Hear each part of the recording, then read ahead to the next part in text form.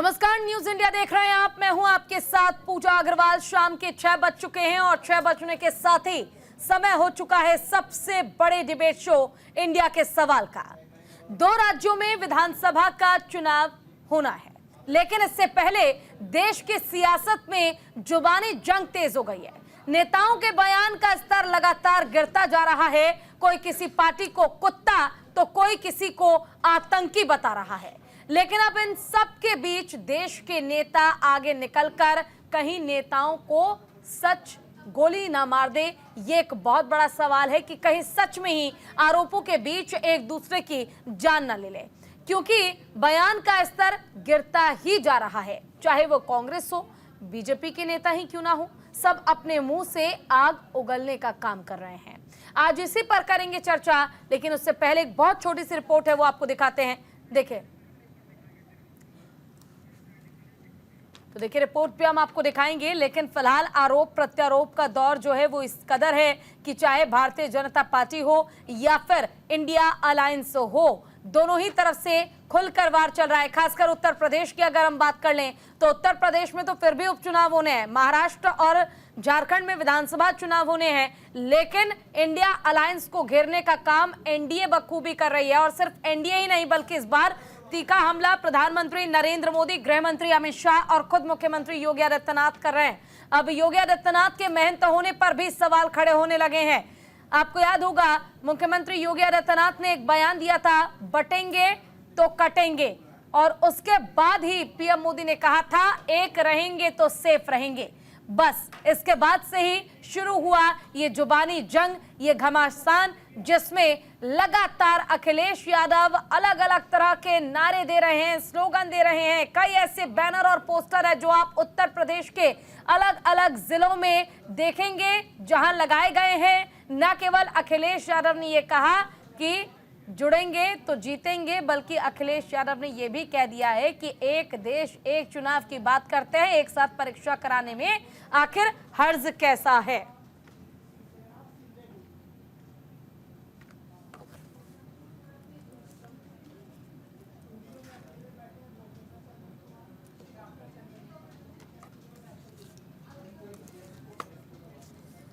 तो देखिए, चुनावी समर में नेताओं का जो जुबान है उस पे लगाम लगा पाना बहुत मुश्किल नजर आता है। मुश्किल इसलिए क्योंकि बेधड़क कुछ भी कह दिया जा रहा है, चाहे कोई महिला उम्मीदवार ही क्यों ना हो, और चाहे फिर बीजेपी के नेता, कोई कद्दावर नेता, विपक्ष के नेता ही क्यों ना हो। एक दूसरे पर कई बातों को लेकर आरोप लगाए जा रहे हैं। कई वो पुराने मसले हैं जिन्हें अब उठाया जा रहा है। किसी भी कीमत पर, किसी भी सूरत पर बीजेपी इस बार उत्तर प्रदेश में 9 सीटों पर होने वाले उपचुनाव में से उपचुनाव पर सीट में कमी बिल्कुल नहीं चाहती है, किसी भी कीमत पे। रिपोर्ट आपको दिखाते हैं, पहले रिपोर्ट देखिए।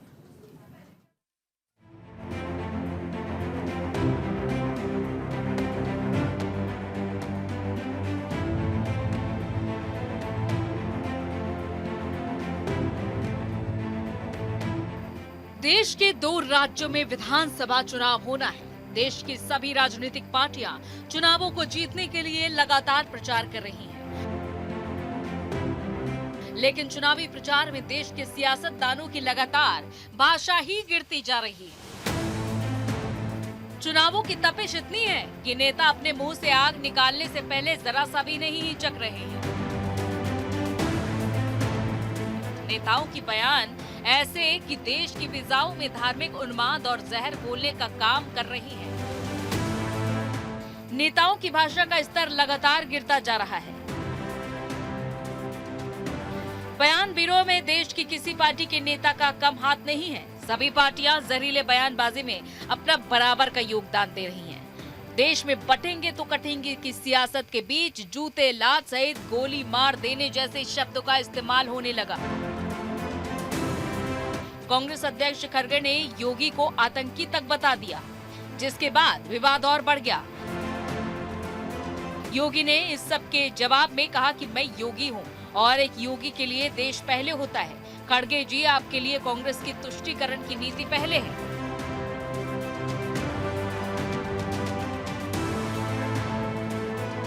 कौन एक साधु के बेस में रहते हैं, लेकिन अच्छे पॉलिटिशियंस बन गए हैं, चीफ मिनिस्टर भी बने हैं और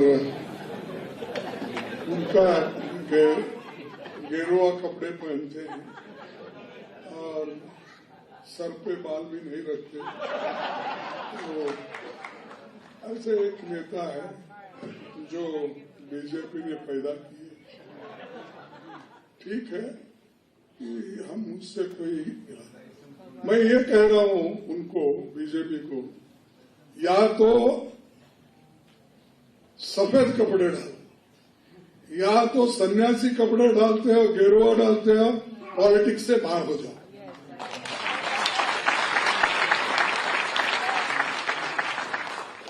भाई उसकी पवित्रता क्या रही?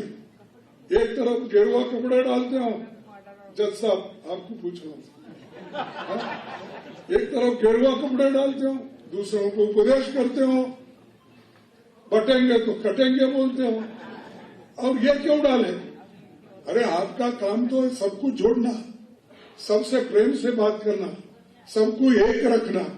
वो सब छोड़ के इन्होंने भारत जोड़ने के लिए, जैसा कि राहुल गांधी ने कन्याकुमारी से कश्मीर तक पैदल चला, आराम में बड़े बड़े गाड़ियां लेके घूम रहे और गरीबों की बात करते हैं और लोगों में विष भर रहे हैं, तोड़ने का काम कर रहे हैं। तो इसलिए इनसे होशियार रहना ये जरूरी है। और ये अगर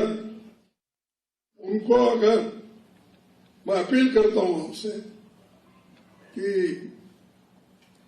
ऐसे लोगों को अगर घर में नहीं बिठाएंगे तो आपको नेक्स्ट मनु जैसी जो भावना है, मनुस्मृति के आ जाएगी, संविधान के जगह मनुस्मृति आ जाएगी और ये उसके महंत बन के बैठेंगे।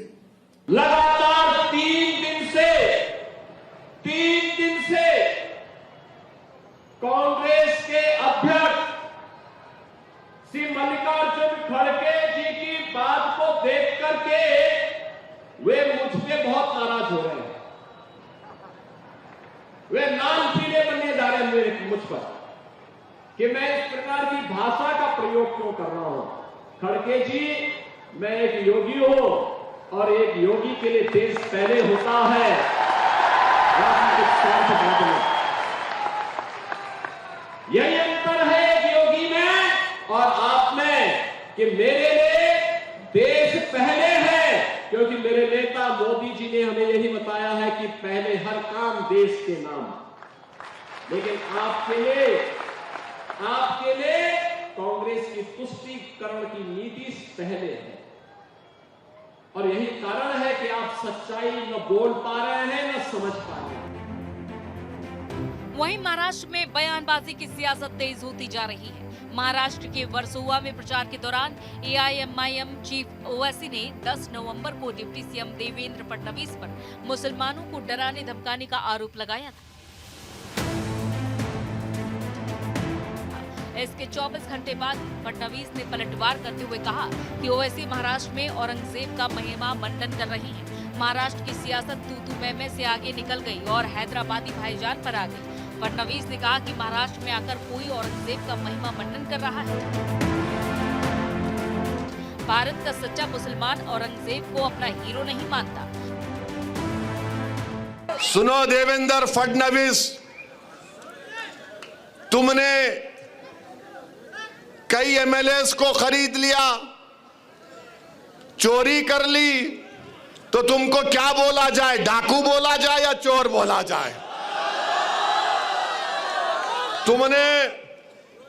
तुमने महाराष्ट्र से एक ड्रग पार्क का प्रोजेक्ट आ रहा था 3000 करोड़ का, टाटा एयरबस का प्रोजेक्ट 22,000 करोड़ का महाराष्ट्र को आ रहा था, वेदांता फॉक्सकॉन का 1,55,000 करोड़ का प्रोजेक्ट आ रहा था, मेडिकल की इक्विपमेंट बनाने का प्रोजेक्ट आ रहा था 4,024 करोड़ का।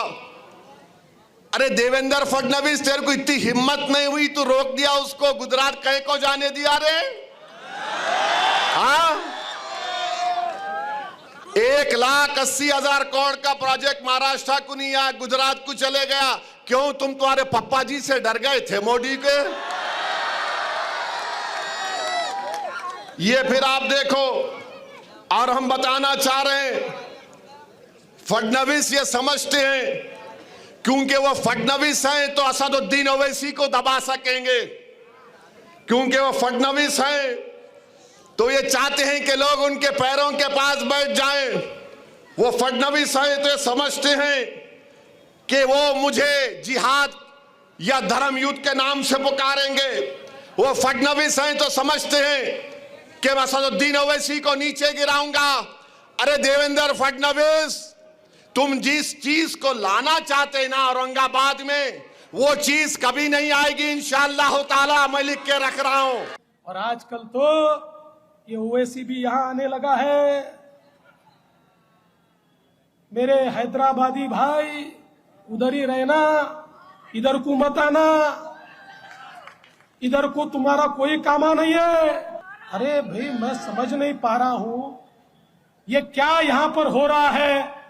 यहां पर आकर हमको धमकियां दी जा रही है, यहां पर आकर औरंगजेब का महिमा मंडन हो रहा है। मैं बता देना चाहता हूं, भारत का जो सच्चा मुसलमान है वो भी औरंगजेब को अपना हीरो नहीं मानता। अरे औरंगजेब तो आक्रमणकारी था, उसने हम पर आक्रमण किया था। इसलिए सुन ले ओवैसी, बिना पेशाब करेगा औरंगजेब की पहचान पर। अब तो तिरंगा लहराएंगे पूरे पाकिस्तान पर। चले तो डिबेट का रुख कर लेते हैं। हमारे साथ हमारे तमाम गेस्ट जो हैं वो जुड़ गए हैं। शिवानंद हुलियालकर जी हमारे साथ हैं, प्रवक्ता हैं कांग्रेस के। साथ ही अरुण सावंत जी हैं, प्रवक्ता हैं शिवसेना शिंदे गुट के। हमारे साथ हैं संजय द्विवेदी जी, प्रवक्ता हैं शिवसेना उद्धव गुट के। साथ ही प्रोफेसर चंदन कुमार राजनीतिक विश्लेषक हैं हमारे साथ। डॉक्टर सुनील कौशिक वरिष्ठ पत्रकार हैं हमारे साथ। अनुरुद्ध प्रताप सिंह प्रवक्ता हैं बीजेपी के। आप सभी का बहुत बहुत स्वागत करना चाहूंगी सबसे पहले। और आज तो कई सारे गेस्ट हैं, कई सवाल भी होंगे मेरे। अनुरुद्ध जी, आपके साथ ही शुरुआत करना चाहूंगी जी। महाराष्ट्र हो, झारखंड हो या फिर हो यूपी का उपचुनाव, बदजुबानी आप देख रहे हैं किस तरह से एक दूसरे पर आरोप लगाए जा रहे हैं। हर एक मर्यादा और सभ्यता को भूलकर इतने बड़े बड़े राजनेता ऐसे शब्दों का इस्तेमाल कर रहे हैं जिसकी उम्मीद भी नहीं की जा सकती है। क्या कहेंगे आप? पूजा जी, देखिए, विपक्ष से शब्दों की उम्मीद तो हम लोग नहीं कर सकते हैं। जो अभी आप देखिए कि तौकीर रजा ने क्या बयान दिया, साथ में एक member of parliament Imran Masood खड़े थे साथ में। खड़गे साहब क्या बोल रहे हैं कि साधु सन्यासी मतलब गुंडा मवाली सब आ सकते हैं राजनीति में, लेकिन साधु सन्यासी नहीं। मतलब किस तरीके से हिंदू जगत के लोगों का अपमान साधु सन्यासियों के लोग करते हैं, किस तरीके से राहुल गांधी की भाषा होती है। ये पूरा इन लोगों की क्रोनोलॉजी है दो चीजों में, इसको ध्यान से समझिए। एक सबसे बड़ी क्रोनोलॉजी है कि इनकी, आप कहीं भी आप होता है, कुछ भी कोई चुनाव होता है, छोटा से छोटा, बड़ा से बड़ा, सीधा सीधा हिंदू संस्कृति सभ्यता पे अटैक करिए और उनको मानने वाले और उनके अनुयायियों पे आप अटैक करिए, या जो लीडर है उन पे आप अटैक करिए। ये इन लोगों की आज से नहीं है। ये जब कांग्रेस चुनाव लड़ती थी गुजरात में, मोदी जी के जब मुख्यमंत्री थे, क्या क्या भाषा ये उल्टा सीधा बोलते थे। उसके बाद में योगी जी वहां पे गए तो वहां कहते हैं भैया, अरे चोर गुंडा मवाली बदमाश सब आ सकता है राजनीति में, लेकिन एक साधु सन्यासी संत कभी नहीं आ सकता है। जो कि इनको यही नहीं पता कि महाराष्ट्र के अंदर आप बोल रहे हैं शिवाजी के साफे का रंग कैसा था और उनके गुरु क्या थे। उन्होंने ही राजनीति में आने की प्रेरणा उनको दिया था। दूसरी चीज ये बार बार देखिए तो इनका जो साइकोलॉजी है केवल दो चीजों पे डिपेंड है, कितनी ज्यादा गालियां दे दीजिए कितना। लेकिन हम लोग सकारात्मक राजनीति करते हैं, डेवलपमेंट की पॉलिटिक्स करते हैं, विकास की बात करते हैं, हम लोग राष्ट्रवाद की बात करते हैं।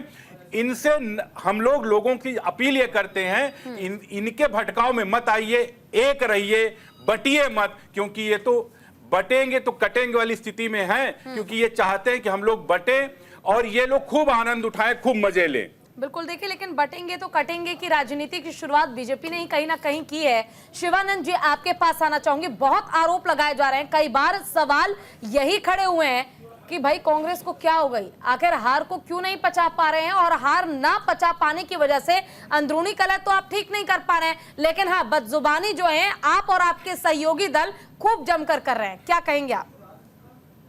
अब से महाराष्ट्र में इलेक्शन चालू हुआ है तब से माननीय देश के पंतप्रधान नरेंद्र मोदी जी, अमित शाह जी का नींद उड़ गया है। उनको जो महंगाई चरम पर गए हुए हैं, गुजरात को यहाँ से उद्योग धंधे, वेदांत हो, टाटा हो या मेडिकल किट का बनाने का 1800 करोड़ का कंपनी आज गुजरात चले गए। हमारा महाराष्ट्र में छत्रपति शिवाजी महाराज, शाहू फुले अंबेडकर कर्मभूमि में यहाँ के बच्चे या बहनें कहाँ जाएंगे? इनको रोजगार नहीं है। डेली उत्तर प्रदेश, बिहार से लोग महाराष्ट्र में आते हैं, हमेशा हम वेलकम करते हैं, हम एक साथ रहना चाहते हैं। लेकिन ये नरेंद्र मोदी पंतप्रधान है क्या गुजरात के मुख्यमंत्री? ये मेरे को समझ में नहीं आ रहे, नंबर 1। नंबर 2, ये जो ओबीसी मेलाओं में इन्होंने बीजेपी का नेता ओबीसी मेलाओं में ओबीसी के नेताओं को कुत्ता बोला। ये कौन सा भाषा का बीजेपी का मेरे मित्र जो अनिरुद्ध को मैं पूछना चाहता हूँ, इन्होंने मोदी साहब ने सिखाया क्या ओबीसी नेताओं को कुत्ता बोलो? अमित शाह जी ने सिखाया क्या? देवेंद्र फडणवीस जी ने सिखाया क्या बावनकुळे साहब ने सिखाया? दूसरी बात, सबको इस देश में, इस राज्य में रहने का अधिकार है। दूसरी बात, बीजेपी हमेशा नहीं, वो तो ठीक है, लेकिन शिवानंद जी, लेकिन आपको नहीं लगता कि अगर शब्दों की गरिमा रखी जाए, मर्यादा रखी जाए, ठीक है, अगर बीजेपी ने गलती की, जैसा आप कह रहे हैं कि कुत्ते शब्द का इस्तेमाल किया गया, तो शायद इसका विरोध करने का तरीका दूसरा भी हो सकता था। आपने जो तरीका अपनाया, आपको नहीं लगता वो गलत है? एक कहावत भी आपने सुनी होगी, अगर आप कीचड़ में पत्थर मारेंगे तो भाई छींट तो आपके ऊपर भी पड़ेगी ना। देखिए, तो आपने ये क्या तरीका निकाला कि आप अपशब्दों का इस्तेमाल कर रहे हैं? नहीं, अब ये देखिए, राहुल गांधी जी के बारे में क्या बोला, हमारे माताजी श्रीमती सोनिया गांधी जी के बारे में देश के पंतप्रधान क्या बोला, सबको पता है। आदरणीय, मेरा एक ही कहना है, इनका नींद उड़ गया है। बीजेपी, आरएसएस, एकनाथ शिंदे जी ये हारने जा रहे हैं। महाराष्ट्र विकास आघाड़ी जीतने जा रहे हैं। 200 के ऊपर हमारा सीट्स आना तय हुआ है। अच्छा, दूसरी बात, कटेंगे तो बटेंगे। योगी आदित्यनाथ जी यूपी समझाए, यूपी नहीं है, ये महाराष्ट्र है। छत्रपति शिवाजी महाराज है, शिवाजी महाराज की कर्म भूमि में। आज देखिए, सिंधुदुर्ग में छत्रपति शिवाजी महाराज के 6 महीने पहले आदरणीय देश के पंतप्रधान नरेंद्र मोदी जी ने पुतला का अनावरण किया, 6 महीने में गिर गया। आज छत्रपति शिवाजी महाराज का अपमान हुआ है। बाबा साहब अम्बेडकर का अमित शाह जी ने अपमान किया है। इन्होंने बोला है कि लाल देवेंद्र फडणवीस जी ने अपमान किया है। इन्होंने बोला संविधान लाल नक्सलवादी जी, आपके पास आना चाहूंगी। मुझे लगता है ऐसे आरोप अगर लगाने लग जाएं और आप लिस्ट बताने लग जाए तो ये लिस्ट कभी खत्म नहीं होगी। अरुण सावंत जी, आपके पास आना चाहूंगी। महाराष्ट्र में जिस तरह चुनावी बयार है और बस इंतजार किया जा रहा है मतदान का, मतदान से पहले महाराष्ट्र की राजनीति इतनी गंदी हो जाएगी, इसकी उम्मीद किसी ने नहीं की थी। बिल्कुल पूजा जी, बिल्कुल सही आपने कहा है और एक बहुत ही अच्छे विषय को आपने हाथ लगाया है, क्योंकि इस बार महाराष्ट्र में जो हो रहा है, जो शब्दों के बाण एक दूसरों के ऊपर छोड़े जा रहे हैं, वो इतने गंदे बाण हैं। और उसमें सबसे पहला नंबर अगर किसी का लगता रहेगा तो कांग्रेस के जो सहयोगी पार्टी है, उबाटा शिवसेना जिसका नाम है, और उसके विश्व प्रवक्ता संजय राउत, जिनका हर आए सुबह 10 बजे जो बयानबाजी शुरू होती है और इतने गंदे शब्दों में भी शुरू होती है कि जैसे ही उनका बयानबाजी शुरू होता है, इस महाराष्ट्र की सारी जनता अपना टीवी का चैनल ऑफ कर देती, क्योंकि उनकी बयानबाजी सुनकर आजकल बच्चे भी उसी लैंग्वेज में बोलने की कोशिश करने शुरू कर दिए हैं और इसी से महाराष्ट्र का नाम बदनाम होने लगा है। जिस महाराष्ट्र को संतों की भूमि करके पहचाना जाता है, पीरों की भूमि करके पहचाना जाता है, उसको अब संजय राउत जैसे गंदे जबान वाले की भूमि करके पूरा देश पहचानने लगा है। संजय द्विवेदी जी जुड़े हुए हैं, उनसे इसका जवाब ले लेते हैं, आखिर ऐसे शब्दों का इस्तेमाल क्यों कर रहे हैं?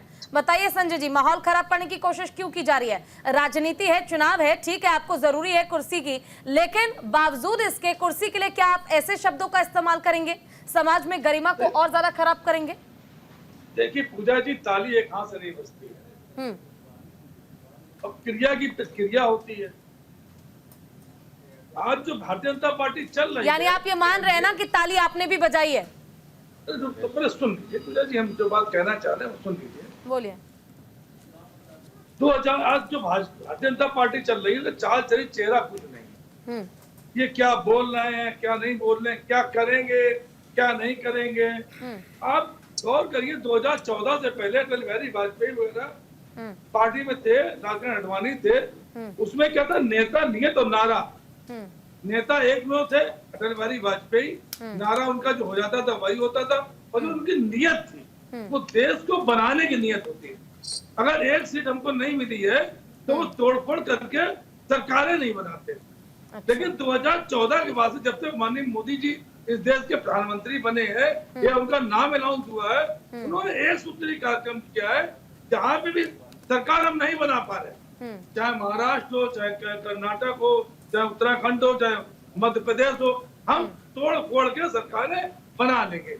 जबकि इसके लिए पिछली सरकारों ने दल बदल कानून का एक संविधान में निहित किया।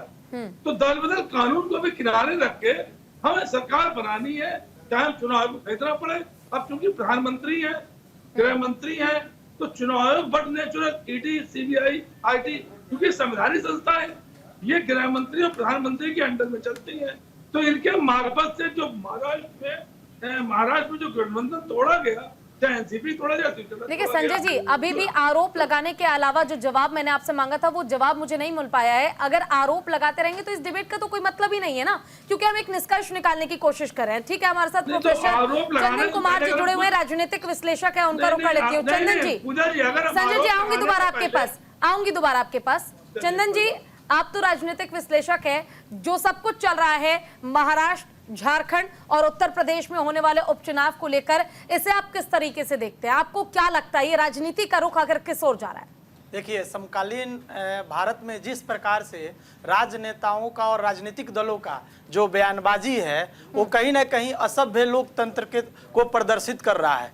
हम एक तरफ मोदी जी जब आते हैं 2014 में तो सबका साथ और सबका विकास की बात करते हैं। आज जो विपक्ष की पार्टियां हैं उन्हें विकास के बारे में, बेरोजगारी के बारे में, हमारे देश की जो वर्तमान स्थिति है उसके बारे में बात नहीं करके, चाहे वो पक्ष हो या विपक्ष हो, दोनों सिर्फ जाति और धर्म के आधार पे बातचीत कर रहे हैं और लोगों को बांटने की कोशिश कर रहे हैं।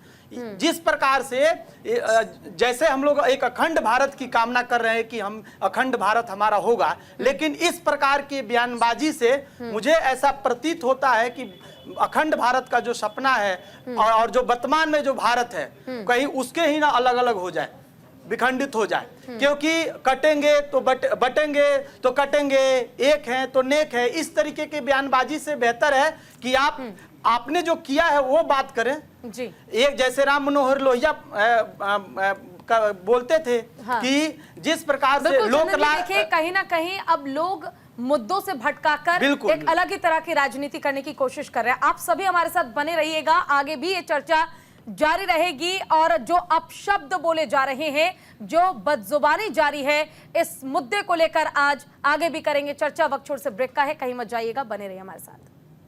और ब्रेक के बाद एक बार फिर से स्वागत है आप सभी का, और हमारे साथ हमारे गेस्ट का पैनल लगातार जुड़ा हुआ है। लगातार जो राजनीति में अब उथल पुथल मची हुई है, इसको लेकर हमारे साथ वरिष्ठ पत्रकार हैं सुनील कौशिक जी, उनका रुख करना चाहूंगी। सुनील जी, आपने सबकी राय सुन ली, सबकी बातें सुनी, आरोप प्रत्यारोप का दौर जारी है, लेकिन इस पर आपका क्या कहना है वो भी मैं जानना चाहूंगी। तो पूजा जी, मुझे नहीं दिख रहा कोई नई बातें हो रही हैं। हर चुनाव में यही हम लोग देखते हैं। और दूसरा, दशक पहले की समीक्षा करेंगी ना चुनाव में, तो लगभग ये प्रयोग होते आए हैं। आप देखिए, चौधरी चरण सिंह ने उस समय नारा दिया एक अजगर, और अजगर में 4 जातियों को समाहित करके अल्पसंख्यकों के खिलाफ मोर्चा खोला। क्योंकि कांग्रेस का जो वोट बैंक था उसको कैसे खत्म किया जाए, सत्ता में कैसे आए, वो कामयाब हुए। उसके बाद समाजवादी पार्टी का उदय हुआ, बहुजन समाज पार्टी का उदय हुआ। मिले मुलायम काशीराम हमा में उड़ गए जय श्री राम के नारे ने सत्ता में किसको पहुंचाया। और सबसे महत्वपूर्ण बात यह है, बहुत सारे ऐसे नारे हैं। आप ये देखिए, नेता जब ऐसी बात मंच पर करता है तो उस समय तालियां बहुत जोर से बजाई जाती हैं। बिल्कुल। तो क्या जनता दोषी नहीं है इसके लिए? क्या नेताओं के समर्थक भी वही सुनना चाहते हैं जो निश्चित तौर से लोकतांत्रिक नहीं है। खड़गे साहब ने भी बयान दिया योगी जी के ऊपर, पर खड़गे साहब ये नहीं बताएंगे कभी कि जब उनका घर जलाया गया, जिनमें उनके भाई बहन जल गए, मां जल गई, उनको जंगल में रहना पड़ा अपने पिता के साथ, आखिर वो लोग कौन थे? ये भी तो देश जानना चाहता है। कि आपके परिवार के साथ जो घटना हुई, आखिर में वो किस समुदाय के लोग थे। अब तो आप पार्टी के राष्ट्रीय अध्यक्ष हैं, कई बार के विधायक और एमपी हैं। यदि आपके परिवार के साथ जिस समुदाय ने अत्याचार किया उसको आप न्याय खुद के परिवार को नहीं दिलवा सके, इतनी बड़ी राष्ट्रीय पार्टी के होकर के आप क्या बयान देंगे। और दूसरी बात सबसे महत्वपूर्ण, और देखिए, ठीक है योगी जी के ऊपर आपने टिप्पणी की, मैं तो उपराष्ट्रपति भवन गया, मैं कई बार गया इन्हीं की सरकार में रहते हुए, टोपी लगा के शेरवानी पहन के ऐसे रहते थे, अंदर जाके डर लगता था। 92% 93% स्टाफ मुस्लिम था। उसमें खड़गे साहब ने नहीं देखा क्या कि उपराष्ट्रपति भवन में क्या हो रहा है। और 10 साल सत्ता में रहने के बाद जब वो सत्ता से बाहर होते हैं तब उन्हीं का बयान आता है कि इस देश के मुस्लिम सुरक्षित नहीं है। आपने क्या किया?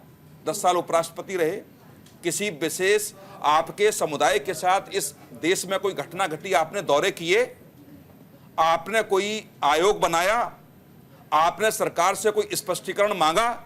नहीं, क्योंकि राजनीति करना निश्चित तौर से कांग्रेस को भी आती है और अन्य राजनीतिक दलों को भी आती है। आप देखो, ओवैसी साहब चुनाव लड़ रहे हैं, यदि ओवैसी साहब जिस समुदाय से आते हैं तो उन्हीं बाहुल्य सीटों पे आप चुनाव क्यों लड़ रहे हैं? दूसरी सीटों पे क्यों नहीं लड़ रहे? लोकतांत्रिक तरीके से तो सब जगह जाना चाहिए आपको, लेकिन आप भी उसी परिक्रमा से बाहर नहीं निकलना चाहते जिस परिक्रमा की बात और राजनीतिक दल करते हैं। तो ये सब कहना बेईमानी होगी। पश्चिम बंगाल के चुनाव में आपने देखा होगा, रामायण महाभारत के जितने भी लोग थे सारे लोगों के नाम उसमें आ गए। गुजरात चुनाव में भी आपने देखे, उत्तर प्रदेश चुनाव में भी देखे। तो मैं नहीं मानता ये कोई नई बात है। ये मुझे लगता है कि देश के वोटरों को, देश के युवाओं को सोचना पड़ेगा कि आखिर में ऐसी बात करने वाले मंच पर जो नेता हैं, उनके मन में यदि ये बोल के कहते हैं तो मन में इनके कितना जहर भरा होगा। इस बात को मुझे लगता है कि देश के हर एक नागरिक को समझना चाहिए कि वास्तव में वो उनके विकास में सहायक है नहीं, या केवल ऐसी बातें करके आपको भिड़ा करके केवल वो सत्ता तक पहुंचना चाहते हैं। बिल्कुल, लेकिन सबसे बड़ी देश की विडंबना ही यही है, जैसा आप कह भी रहे हैं कि लोगों को समझना चाहिए, पब्लिक को समझना चाहिए कि क्या चीज़ें सही हैं क्या गलत, लेकिन आखिरकार वो भी इन चीज़ों को भाप पाने में कहीं ना कहीं पीछे ही नजर आते हैं।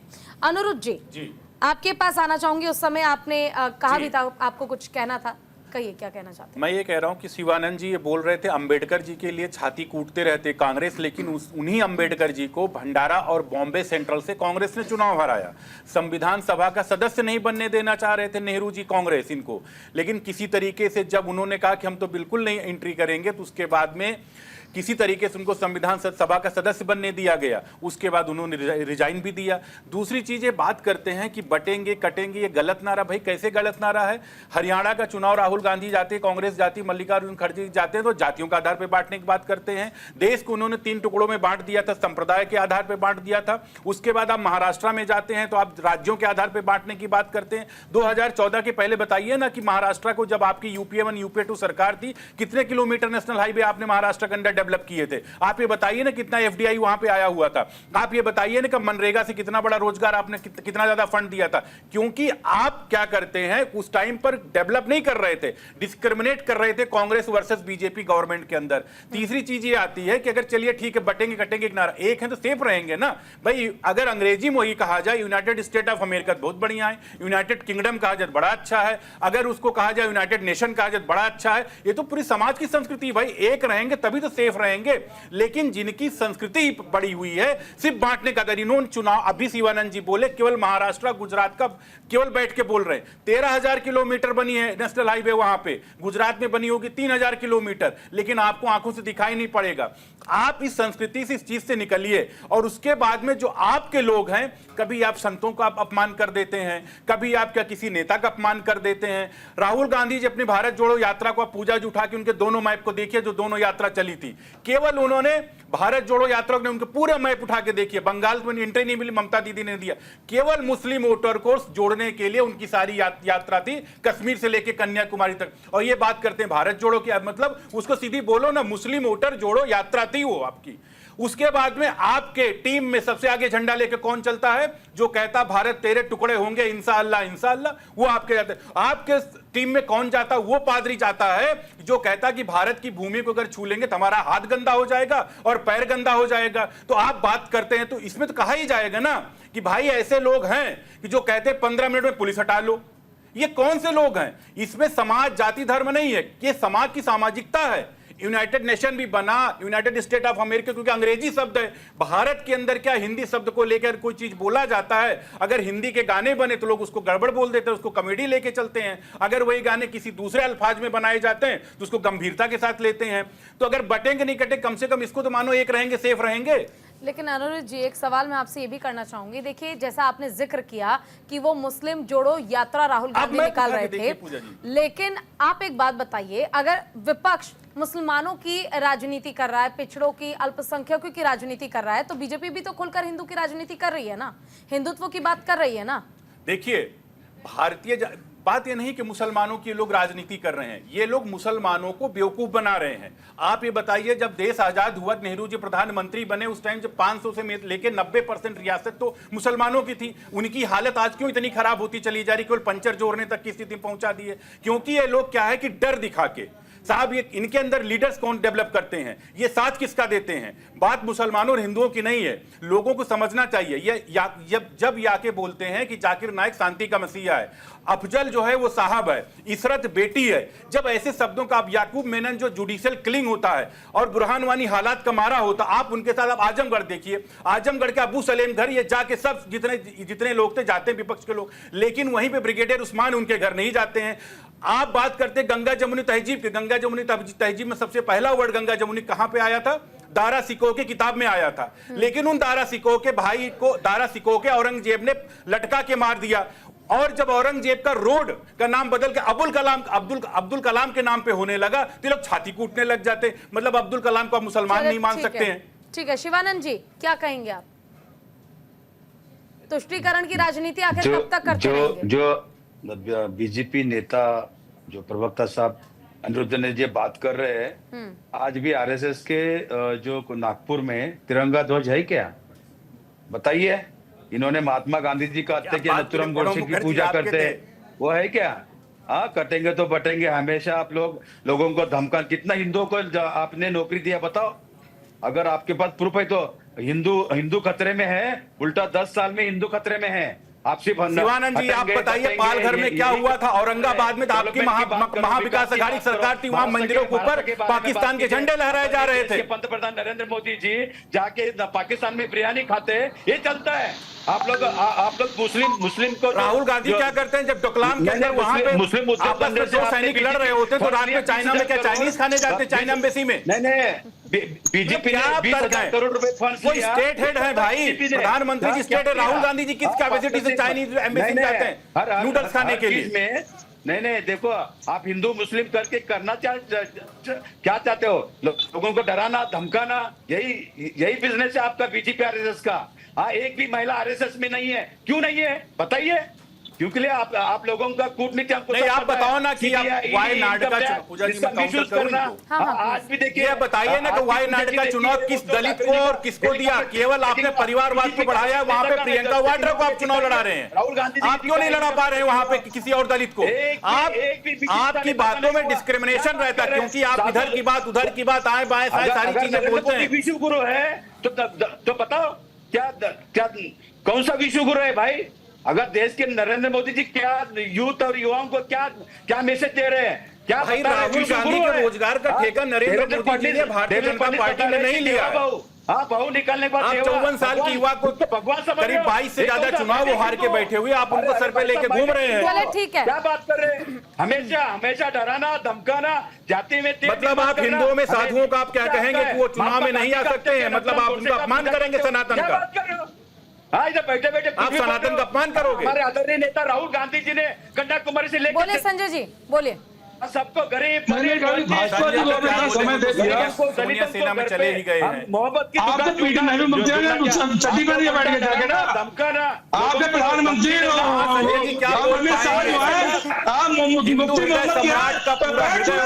उद्धव ठाकरे जाके 95 सीटों की चुनाव लड़ रहे हैं। बीजेपी के साथ शांत हो जाइए, शांत हो जाइए, शांत हो जाइए। हमने संजय जी आपकी ही बारी है, आराम से आप बोलिए। शिवानंद जी प्लीज शांत हो जाइए, बोलिए संजय जी, आराम से बोलिए, अपनी बात आराम से रखिए। देखिए ना, भारतीय जनता पार्टी के पास हिंदुत्व भी नहीं है ना राष्ट्रवाद है। अच्छा, क्या हिंदुत्व राष्ट्रवाद सिखाता है? हमारा वसुधैव कुटुंबकम का देश है जहाँ सिख ईसाई आपस में सब भाई भाई। यह सर्वे भवन्तु सुखिनः और सर्वे सन्तु निरामया। हम सब एक हैं, एक जैसे रहना चाहते हैं। ये इस तरह की जो भाषा शैली है, यह बातचीत है, आप कह रहे बायनाट क्यों खड़ा कर दिए? अरे आपके नारायण राणे के लड़के को शिवसेना क्यों लड़वाया जा रहा है? उनके लड़के को सांसद क्यों बनाया गया? मैं ये कह रहा हूँ कि वायनाड से प्रियंका वाड्रा के अलावा कोई और महिला या दलित नहीं हो सकता था क्या? केवल प्रियंका वाड्रा ही चुनाव लड़ेंगी क्या? परिवारवाद का ये है। अरे परिवारवाद। और आपने क्या किया? आपने आदरणीय बाला साहब ठाकरे की विरासत को सोनिया जी के चरणों में जाके अर्पण। वो तो अच्छा हुआ कि शिंदे जी ने संभाल लिया। आपने किसके चरणों में डाला? जो गठजोड़ संगठन आपने तोड़े हैं वो किसके चरणों में? संजय जी, आप सोनिया सेना में रह के कब तक डिफेंड करेंगे? अरे आपको शिवसेना में होना चाहिए। आप कहाँ सोनिया सेना में रह के डिफेंड करेंगे? मतलब शर्म करिए उद्धव ठाकरे जी, जब तक भाजपा के साथ थे 100 से ज्यादा सीटों पे चुनाव लड़ते थे किसी तरीके दंडवत होके, चरण वंदना करके। मातोश्री से कभी उद्धव ठाकरे जी जब भाजपा में थे कभी नहीं निकले थे, लेकिन आज वो चरण वंदना करते 95 सीट पाते हैं। आप करते घूम रहे हो, सबके भाई विधायक जी आ जाओ, ले 50 करोड़ रुपए ले लो। चलिए अरुण जी के पास जाना चाहूंगी मैं। अरुण जी हमारे साथ जुड़े हुए हैं, शिवसेना शिंदे गुट से प्रवक्ता है। अरुण जी, हमारी बात हो जाने दीजिए पहले। संजय जी तो इतना समय लेंगे कैसे होगा? बाकी लोग भी हमारे साथ जुड़े हुए हैं ना, आप जल्दी अपनी बात रखिए। तो भारतीय जनता पार्टी क्यों नहीं रोक रही? बोलिए, आप क्यों नहीं रोक रही इनको भाई? कि क्यों नहीं बोल रहे हैं? ठीक है, रोक दिया, बोलिए। भाई क्यों नहीं रोकती हैं?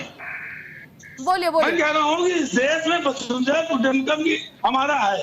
अटल बिहारी वाजपेयी के देख लीजिए, चाल चरित चेहरा का पूरा भी खत्म हो गया।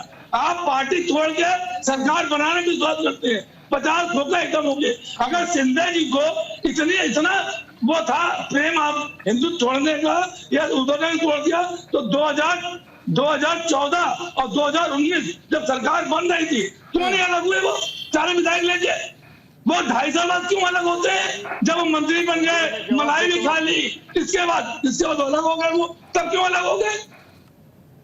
चलिए ठीक है, 2.5 साल बाद अलग हुए।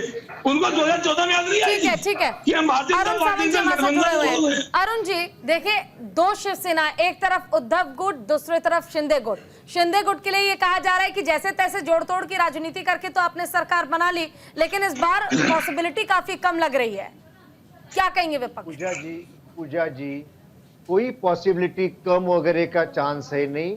आपको एक शब्दों में मैं बता देता हूं, पिछले 2.5 साल में मुख्यमंत्री एकनाथ शिंदे जी और महायुति की सरकार ने इस महाराष्ट्र में एक से बढ़कर एक विधायक काम, विकास के काम, प्रगति के काम जो किए हैं, उसी के बदौलत महाराष्ट्र की जनता हमको वोट देगी। उसमें समृद्धि मार्ग ले लो, देश का सबसे बड़ा MTHN ब्रिज ले लो, कोस्टल रेल ले लो, मेट्रो लीजिए आप, किसान महिलाओं को जो हमने काम किए, 7 बड़े बड़े एयरपोर्ट जो बनाए, अभी वाड़वन जैसा बंदर बनने शुरू होगा, इसी की बदौलत वोटिंग होने वाला है। दूसरी बात, अभी जो संजय जी बड़ा चिल्ला रहे थे बड़ी आवाज में, उनको एक ही सेंटेंस में बोलूंगा, कांग्रेस, शिवानंद जी और संजय जी, आप दोनों की पार्टियां इस देश को तोड़ने के लिए कोशिश कर रही।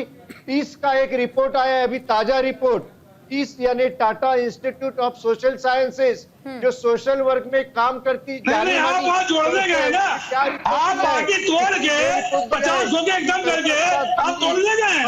नहीं 50 हो के पार्टी तोड़ के नहीं 50 हो के एकदम करके बांग्लादेश से और रोहिंग्या को भारत में आने के लिए मदद करती है, और अभी 5 करोड़ से ज्यादा भारत में घुसने के लिए कांग्रेस पार्टी ने मदद की उनको। उसी प्रकार से इस मुंबई में 208 एनजीओ काम कर रही है, जो एनजीओ को पैसा देने संजय जी और 9 लाख यहाँ पर आपका समय दिया गया था, बोलने दीजिए संजय जी। करने का काम कांग्रेस पार्टी और उबाटा शिवसेना ने मुंबई में किया। सिर्फ और सिर्फ मुस्लिमों की राजनीति करना और हिंदुओं के विरोध में काम करने का यही काम कांग्रेस करते आ रही है। और हमने जब अभी नारा दिया है पटेंगे तो कटेंगे, उसमें कोई गलत नहीं है। और क्या कहना है पटेंगे तो कटेंगे, इसका क्या मतलब है?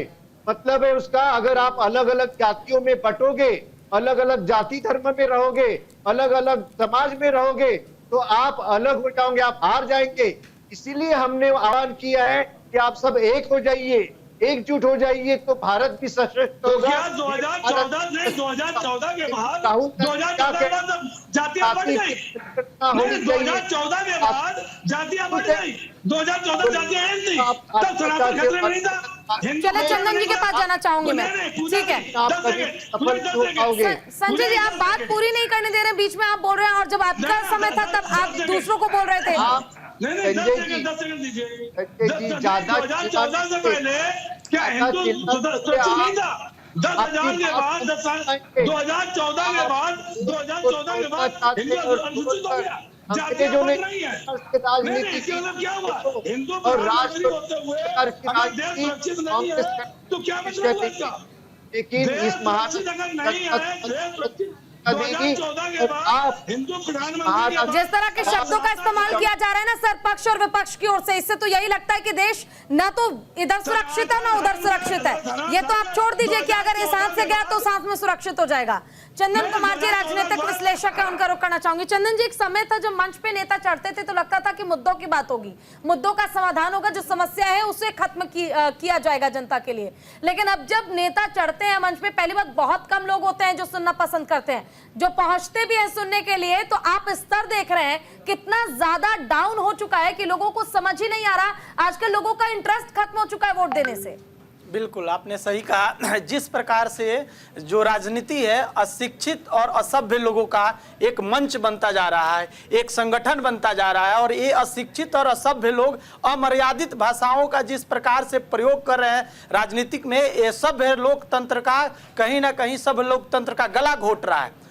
ये जिस प्रकार से चुनाव लोग सुनना नहीं चाहते। अभी एक वक्ता बता रहे थे अभी कि सोशल मीडिया पे उनको लाइक्स और उस वीडियो को ज्यादा से ज्यादा शेयर किया जा रहा है, क्योंकि उग्र होकर वो नेता बोलते हैं, किसी समुदाय को सपोर्ट करते हैं। तो उस तरीके से उग्रवादी सोच वाले जो लोग हैं, और जो देश को कहीं ना कहीं जो देश को एकजुट करने की जो बात की जा रही है, एक धागा में भाषा, हम बहुभाषीय राष्ट्र है और भाषा इंसान की व्यक्तित्व को प्रकट करता है। तो जिस प्रकार से राजनेताओं का भाषा है और उनके व्यक्तित्व को प्रकट कर रहा है, उनकी सोच को प्रकट कर रहा है कि भविष्य इस प्रकार के घटिया सोच और घटिया भाषा बोलने वाले नेताओं के हाथ में सुरक्षित नहीं है, और देश कहीं ना कहीं गलत दिशा में जा रहा है। तो लोग उसको लाइक नहीं करेगा, लोग उसको पसंद नहीं करेगा, लोग सुनना पसंद नहीं। पहले के राजनेता जैसे अटल बिहारी वाजपेयी जब बोलते थे तो उनको लोग सुनता था, इंदिरा गांधी जब बोलती थी तो उन्हें सुनता था, कोई नेहरू जी जब बोलते थे तो उन्हें लोग सुनता था।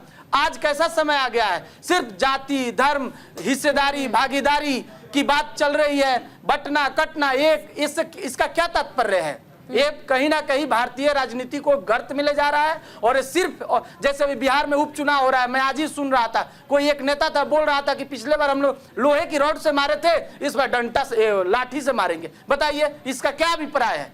आप जनता को ये समझाइए ना कि पिछले बार आपने क्या किया था क्षेत्र में, और इस बार आपके पास क्या विजन है और क्या मिशन है, क्या कीजिएगा जनता के लिए और क्षेत्र के लिए। बिल्कुल सुनील जी, इस बार की राजनीति हम देख पा रहे हैं कि चारों तरफ से सीएम योगी आदित्यनाथ को घेर लिया गया है विपक्ष की ओर से, चाहे वो बटेंगे तो कटेंगे वाला नारा हो, या फिर उसके बाद आप देख रहे किस तरह से आरोप प्रत्यारोप किया जा रहा है। अब तो उनके महंत होने पर भी सवाल खड़े कर दिए खड़गे साहब ने। देखो पूजा जी, आप ये बताइए, ये सब कुछ डर यदि योगी जी का नहीं होता हाँ। तो एक वर्ग को खुश करने के लिए CWC की मीटिंग में प्रस्ताव पास थोड़ा ही होता। एक वर्ग को खुश करने के लिए सोनिया गांधी देश के बड़े अखबार में एडिटोरियल थोड़ी लिखती, और उस एडिटोरियल को आप पढ़ेंगी तो हंसेंगी आप, किस तरीके से घड़ियाली आंसू बहाए जा रहे हैं, किस तरीके से उनको मसीहा सिद्ध किया जा रहा है। आप पढ़िए, उसको समझ में आ जाएगा उस सोच क्या है आपकी। और उसके बावजूद आप देखिए कि जो भी कुछ उत्तर प्रदेश में हुआ, मैंने तो देखे उत्तर प्रदेश के दंगे आंखों से, बहुत उसमें अंदर घुस के किस तरीके से टारगेट किया जाता था, कैसे लोगों को बचाया जाता था। जब एक खास वर्ग की तरफ से कुछ हो रहा है तो बस एक ही था कि 10 इधर से भी बंद कर दो, 10 इधर से भी बंद कर दीजिए, ये रास्ता होता था। चाहे एक वर्ग की गलती है, लेकिन जेल जाएंगे तो दोनों वर्ग के लोग ही जेल जाएंगे। ये सब कुछ होता देखा है।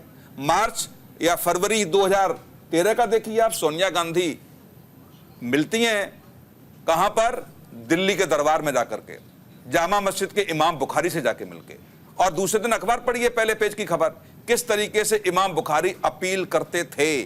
मैंने तो वो भी देखा है कि पहले पेज पे हम लोगों को छापना पड़ता था इमाम बुखारी की अपील किन शब्दों के साथ इस देश में होती थी। तो इसलिए दर्द मुझे लगता है कि योगी जी से हो रहा है।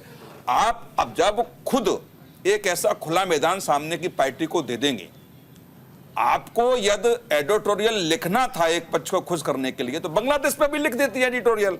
वहां दर्द आपको क्यों नहीं हुआ? दर्द तो आपको वहां भी होना चाहिए। समाजवादी पार्टी के अध्यक्ष अखिलेश यादव से जब मीडिया पूछती है कि बांग्लादेश पे आप क्या कहेंगे, बोले भारत सरकार इस पे बयान देगी क्योंकि विदेश नीति का मामला है। फिलिस्तीन पे क्या हुआ? फिलिस्तीन पे विदेश नीति का मामला नहीं था।